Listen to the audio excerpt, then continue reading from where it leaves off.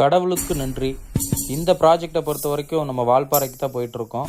இது நம்ம அன்பு தம்பி ஷாமோடைய ப்ராஜெக்ட் தான். இப்போ ஒரு காட்டேஜ் எடுத்திருக்காப்புல, அதை நான் ரெனோவேட் பண்ணணும்னு ஆல்ரெடியே போயிருந்தோம். எலக்ட்ரிக் ஒர்க்லாம் செஞ்சுருந்தாங்க. மற்றபடி நம்ம இன்டீரியர்லாம் பண்ணுறதுக்காக இந்த ப்ராஜெக்டை பார்த்துட்டு, அடுத்தது இன்னொரு ப்ராஜெக்ட் இருக்குண்ணா அப்படின்னு சொல்லிட்டு நம்ம சோலையார் போகலாங்கண்ணா அப்படின்ட்டாப்புல. சோலையார் டேமுக்கு நம்ம உடனே போயிட்டு அங்கே இருக்கக்கூடிய ப்ராஜெக்டையும் நம்ம போய் பார்த்தோம்.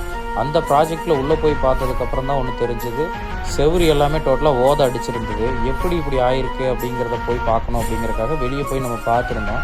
அது என்ன ப்ராப்ளங்கிறத நம்ம எடுத்துகிட்டு அதை எப்படி கிளாரிஃபையாக நம்ம ரெடி பண்ணலாங்கிறதையும் தம்பிக்கிட்ட நீட்டாக சொல்லிவிட்டு, அப்புறம் தம்பிக்கிட்ட பேசிவிட்டு நம்ம சொல்லிட்டோம், இங்கே இந்த என்னென்ன பண்ண முடியும், என்னெல்லாம் பண்ணலாம், எப்படி பண்ணால் அழகாக இருக்கும், எப்படி கொண்டு போகலாம் அப்படிங்கிறதையும் பார்த்துட்டு அதை எல்லாத்தையும் நோட் பண்ணிவிட்டு, அடுத்தது இன்னொரு சைட்டையும் தம்பி சொன்னாப்புல, அவங்க பிரதரோடைய காட்டேஜ் அப்படின்னு சொல்லிட்டு அந்த சைட்டுக்கும் நம்ம போய் பார்த்தோம். பார்த்ததுமே ஒரு பெயிண்டிங் சூப்பராக பண்ணியிருந்தாங்க.